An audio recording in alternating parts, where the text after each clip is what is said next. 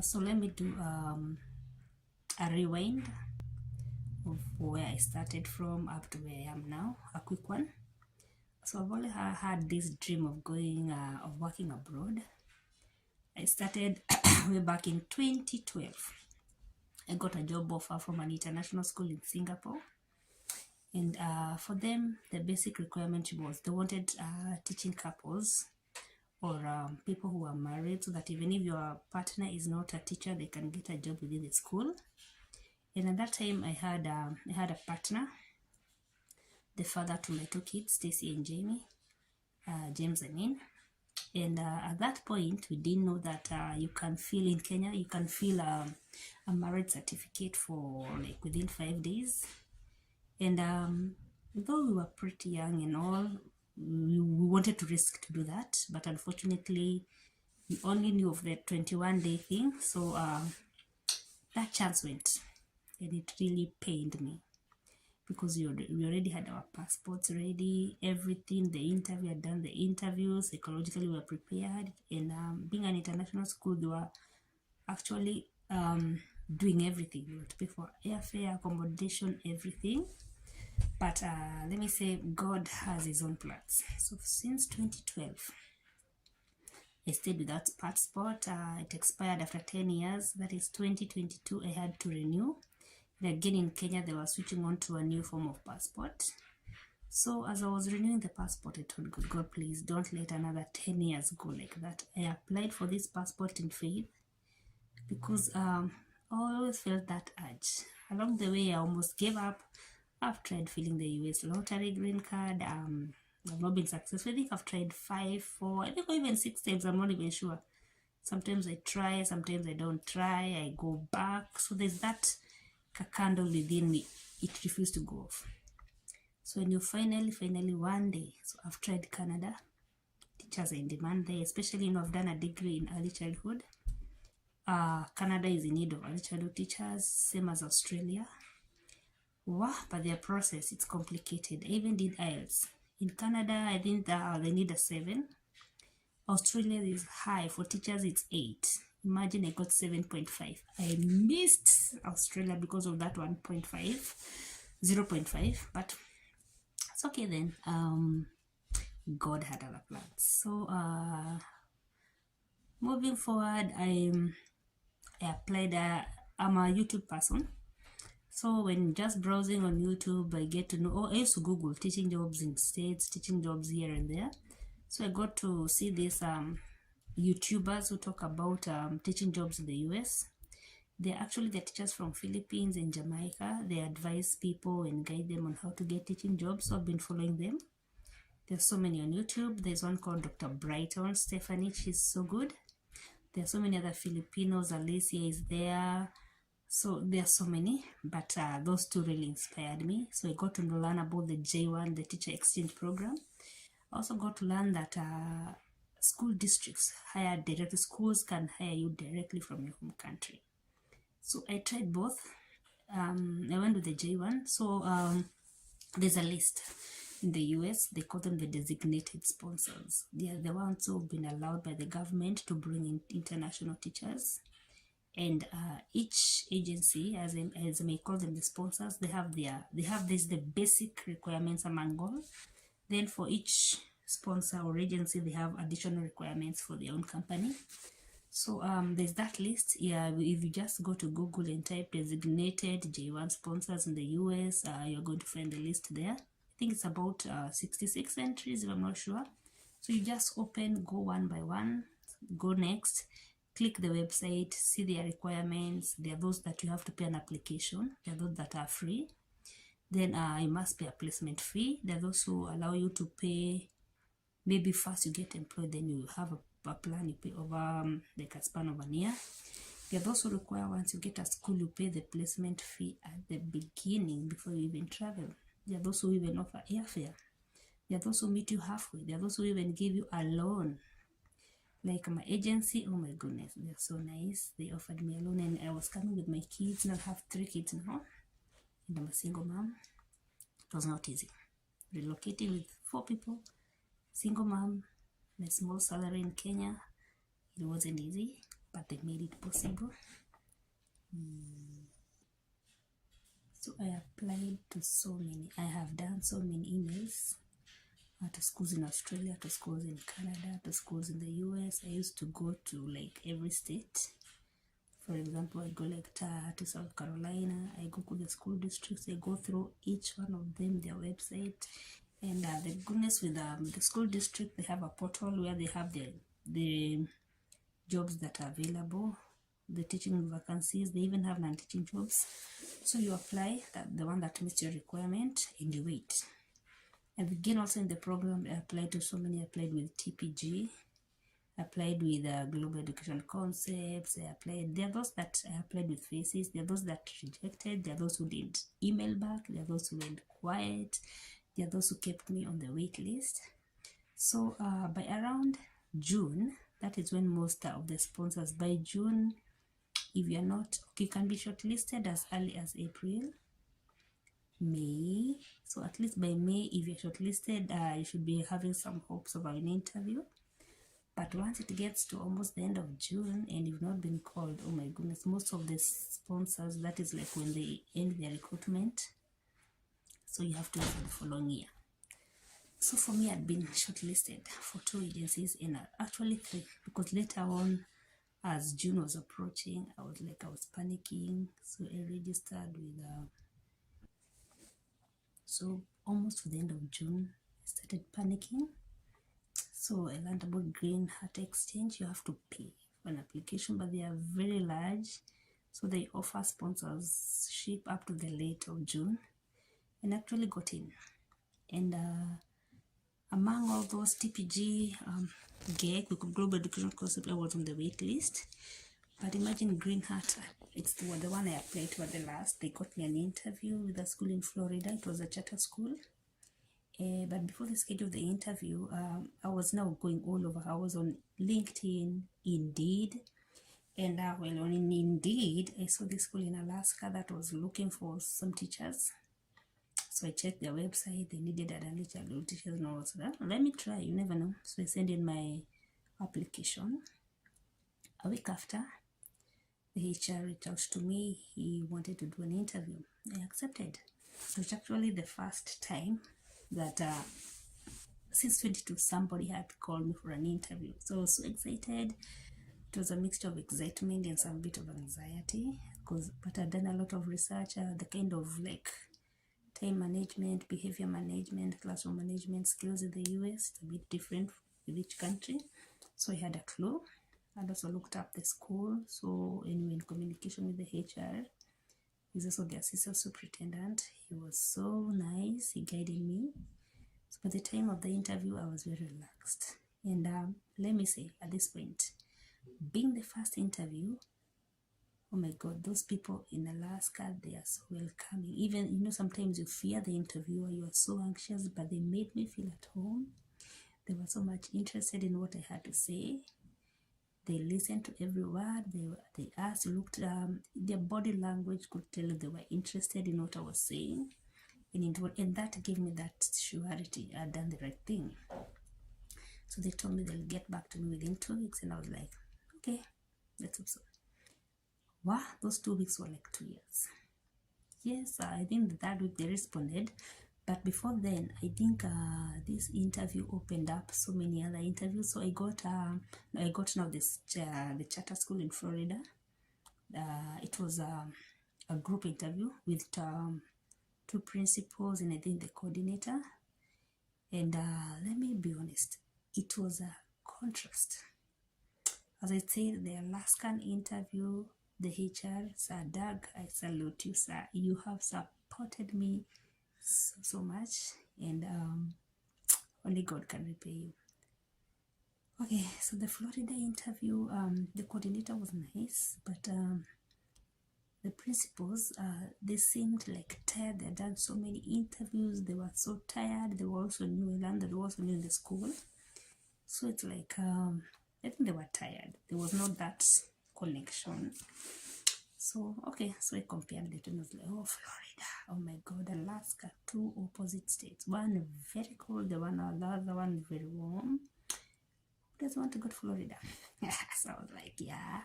So I told my family and my family, and they were excited. Yeah, go to Florida, it's better, it's warmer. Alaska is cold, it's remote, it's far. But comparing the two interviews and the outcome, my heart was in Alaska. But I couldn't tell my family though. It's really okay, fine, let's see how it goes. So that week I got a congratulations message from Alaska. I had passed the interview. They wanted me to send a contract to be sure that you can get going. So I took time to think about it, because again, Florida also, I did the interview and I passed. So I had these two job offers. I had to decide first. And with the Florida one, they had the Green Hat had a sponsor rate for me.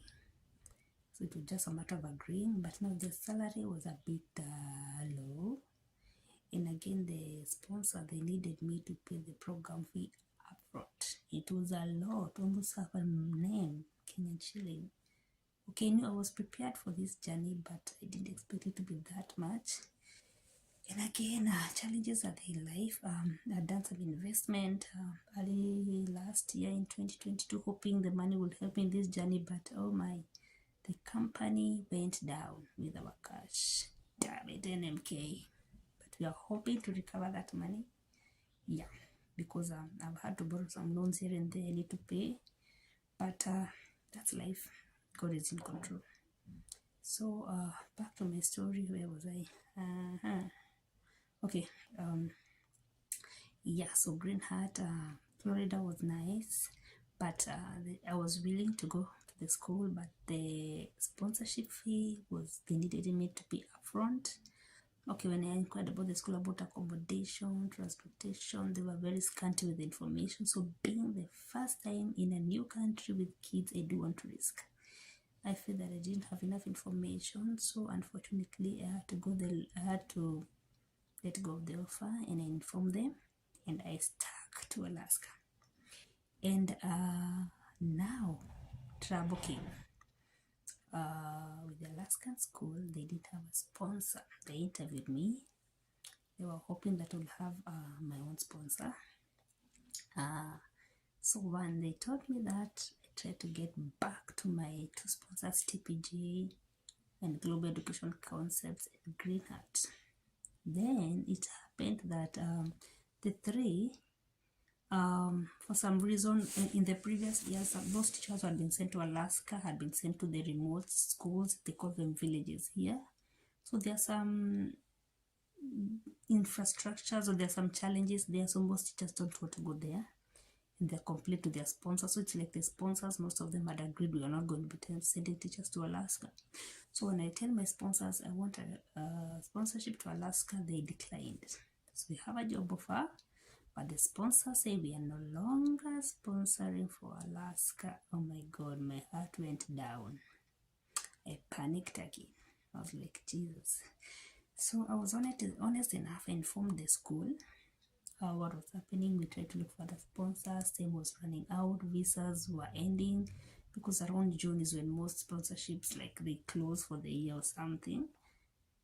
Then we went quiet for like 2 weeks. Then the school, after 2 weeks, I was like giving up. We are trying. Most of them are telling us we are short of visas, but we are hopeful. Let's just wait that maybe somebody cancels or something comes up. We put you on the wait list. You see all that. So I was just there. What did I do? I've done my part. So just telling God, I've done my part. Come through for me. If it's your will, come through for me. Yeah, so they had good news for me. They told me that they had found a visa sponsor. And okay, the exchange program, they give you a J1. So imagine they come and tell me we've found a H1B sponsor. I was over the moon. H1B sponsor is far much better than J1. I didn't expect that. That was an answer prayer. That was okay. I told God, please give me a sign that choosing Alaska was the best option for me. Florida, yeah, it's warm and everything. Disneyland, whatever, it's fun, but many people were discouraging me. But deep heart, I was just in love with Alaska. So that was the sign. I'm getting a H1B visa. It's a very coveted visa. So, oh my God, I jumped at the opportunity and I said, yes, I'm still with you guys. I want to process this. So we started the process. The H1B visa is, it takes time, almost like 4-5 months. So I told my family, so we started collecting money. I didn't have money. You remember I told you I'd invested in this company and it went down with my cash. And kids are in school, they're all depending on me. So the little I had left, I had some loan deduction to something I cannot say. Okay, I'd benefited from the scheme. I don't disagree. I'd really benefited, but something happened somewhere down the line when I'd invested more. It went down. But anyway, it's a story for another day. So we started the process, and people were even starting, my family was starting to get anxious. After saying, how is it? How's the process going? I tell them, we are at this step. I've done my foreign credential evaluation. They told me to register for the Alaskan license. There are some documents that need to be sent. The sponsor needs documents. We had so many webinars. So everybody started. So it reached a time when we were about to close school. And at some point I had to inform my colleagues, my head teacher, we are closing school. I had to start selling my stuff. So actually, I'm very crazy, let me say so. Because I started selling my stuff even before the visa petitioning had to be done. With the H1B with our employer, fortunately the H1B is not capped, so our employers have to petition for us. So once the petition is approved now, we are open to go for the embassy interview. So those two big steps, I've not done them, and by faith I'd already told my colleagues, I'd already started selling my stuff, because deep down I knew it was that done deal. This was it. So yeah, fast forward, finally the H1B petition was approved sometime in I think October. Yeah, I was excited. We are 5 of us. There are 4 Filipinos, and I'm the only Kenyan.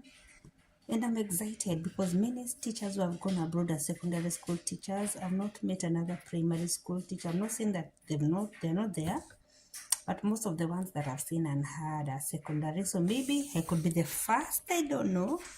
But with my sponsor, I'm actually the first one. And she's so excited. She's called Mom Julie. She's so excited to have me in the program. And she's hoping that with this, she'll bring in more Kenyans and more Africans into the program. And I'm hoping I'll help her along. I'm hoping I'll be a good teacher. The process will be nice so that you guys can learn from me and wish to apply. So yeah, we started the journey. We had a lot of webinars with the school, with the sponsor, with the attorney. So finally, all the 5 of us, our petitions were approved. Then we started the process for the visa interview. So when I went for the visa interview, I had prepared my kids and all. And yeah, we passed the interview. I could not believe it. It was scary. I've heard of scary stories of the US Embassy. Those guys ain't easy, but the favor of God was on me. And I went with confidence, and I got my visa approved on a Monday. It was Monday 4th, 2023. I cannot forget that day. 4 is very special to me. It's my birthday. 4th is my birthday. 4th on my visa interview. That was on a Monday. Exactly a week after we left to the States. A week after. You can imagine. I really wanted us to be here before Christmas. My son's birthday is on 9th, so I really wanted to give him that birthday present, and he's really enjoying the snow. You'll see later videos. He's really enjoying himself. And actually, I really wanted my children to enjoy. That was my minimum requirement. I want a job where I can move with my kids. I know there are parents there who have moved abroad. They have left their kids behind. That's a lot of sacrifice, and I understand it, and I salute you guys. But for me, I was like, I had so many opportunities before. I don't disagree. But my bare minimum, it should be a job that I will be able to go with my kids. And God brought it. 10 years later, I waited that long. 10 years later, my chance came. So don't give up. So with the H1B or even the J1, you're allowed to bring your family with you. Your kids can study here for free. Your spouse can work. For the J1, they can be able to work. For the H4, they cannot be able to work unless they apply for work approved, something like that. So yeah, I wanted to give them the best life ever, and also I want to become an international teacher. I want to now learn how to teach the American way. I want to talk that. I want to be a teacher of substance, that global teacher we talk about back in Kenya. That is what I want to be. And God has given this opportunity, and I did my degree in early childhood at Mount Kenya University. It was not easy studying when you have kids. It's not easy. I actually did my course online. It required a lot of sacrifice, and I thank God for the favor. And yeah, so far so good. My sponsor, she has been so nice. Imagine, she welcomed us here in Alaska. She has taken me through all those processes. We just used to talk on Facebook, the webinars. She was a stranger, but she has become like a sister, like a mom to me. She welcomed us. We're staying in the house together right here. She's taken us to all the offices, and now we are ready to move for our school. And I wouldn't have chosen a better sponsor.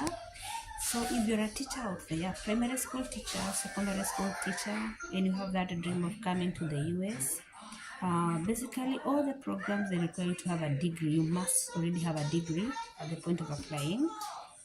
You must be registered as a teacher in your country. You must be currently teaching, or at least have 2 years teaching experience. If maybe you're a teacher, then like maybe you went off to another career or something, that one you have to discuss with her, but it's doable. Yeah, I've seen something like that.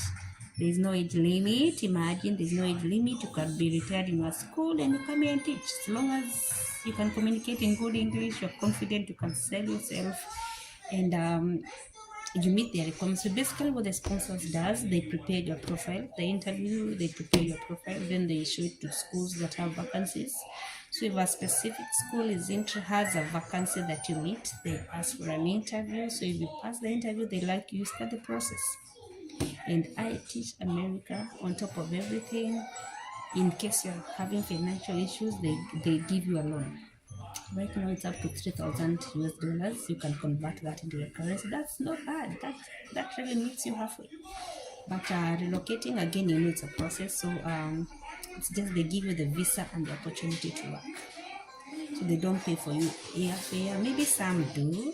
It all depends on the program. But what I'm saying, you have to have some cash prepared. So the more you are in your family, the better. The most expensive.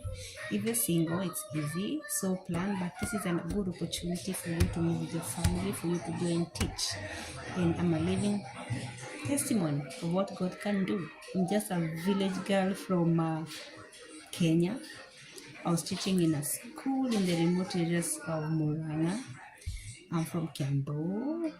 Yeah, so I started my American dream, and I started with God. I've seen God's favor. Even coming here, God connected me. I believe there are people who are called destiny helpers. God connected me. Do you know, let me be honest with you guys. As I told you, let me repeat. I'd invested money for this journey because, and I knew my investment would mature around June when this process would start. I was so sure this year, I told God, no, this year I must be approved to go. So I invested, but as I told you, the company went down. So when it became a reality that I've passed the interview and I have job offers and things are looking bright, my sister Carol, I salute you, she took a loan to support my dream.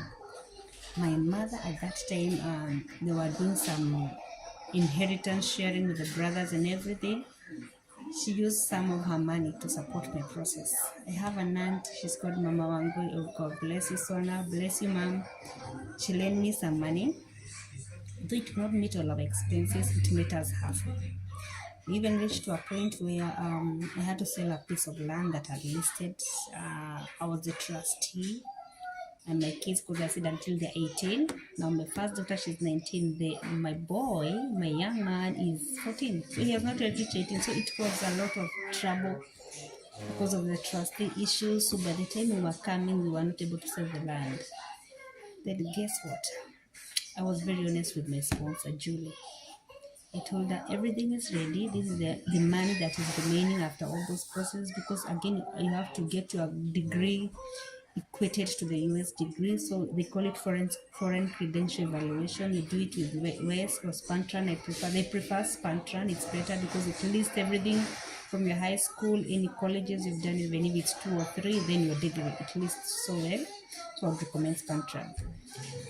So along there's some processes, even registering with for your teaching license requires cash. So for me, I was looking at something to almost 2 million Kenyan shillings, because we have 4 of us, and fortunately it didn't get to that. But by the time we came here on Monday 11th, by that Friday, so 11th and by 9th Friday, we were lacking 600k. Imagine 600k.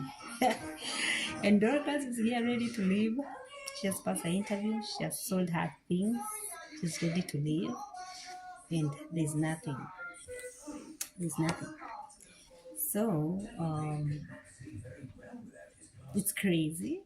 So I told my business mother, she was like, "Oh, it's okay, Dorcas. I'll lend you the loan. Then you're going to pay me." But initially, she had lent me a loan. And I told her, let that loan pay for airfare, because being the first time we are at my age, I'm 40. I had never traveled internationally. I have never got into a plane. I only went to a plane when I was in nursery school. We were taken to Luzon Airport. You can imagine, and. So I just heard of stories. So it was the first time we were traveling. I was traveling with my kids. I don't want to make any mistakes with booking and everything. So I just said, just do it for me. So I knew the money will not be enough, because we were traveling a long way from Nairobi to Alaska in easy. It's expensive, and again we were coming in the middle of winter. So during winter times the fares are high. Again we are coming during Christmas, the fares are skyrocketing. So I wanted us to get the earlier the better here, because as the days progress it becomes even more expensive. So imagine, I could not believe my ears when she told me that she would lend me extra money. I was like, God, yeah, Victoria. I want to take this opportunity to appreciate my former CSO. CSO is Curriculum Support Officer. He was called Mr. Matthew from Rwandia. He's been my mentor, but now he has relocated to Nyahururu as a sub-county director. You see what God does? He blesses people. So I salute you, sir. You really advised and guided me. My head teacher, Mr. Mudaka, you've been very supportive. My colleagues at Gaishangera, you guys, Kina Pauline, Joyce, Masharia, Kate, Mrs. Wamai, Mrs. Kamau, Teacher Monica, Kevin, Collins, who else have I forgotten? Oh my God, Carol, our new deputy. You're such a nice girl. So I salute you guys for supporting me, believing in me, my neighbors, my friends. Oh my God, my students. I didn't get a chance to say goodbye to them. I didn't feel it was my place to do so. I felt it was the head teacher's place. So I'm hoping come the new year he will tell them. And I don't think I would face them. So, but I believe after he's done so, we can still communicate. We still have a WhatsApp group. Before I leave, I really want to later on maybe face them and tell them I really had to do this, but they can always reach out to me for any support they need. But I miss you guys. The junior secondary students, oh my goodness, I miss you guys so much.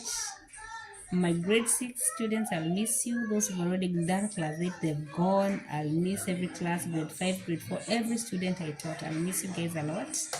And I hope that whatever I taught you, you will use it and it will benefit you in life. So yeah, that is my story all wrapped up in a few minutes.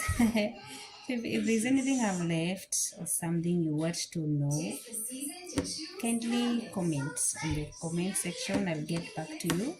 So I'm starting this journey.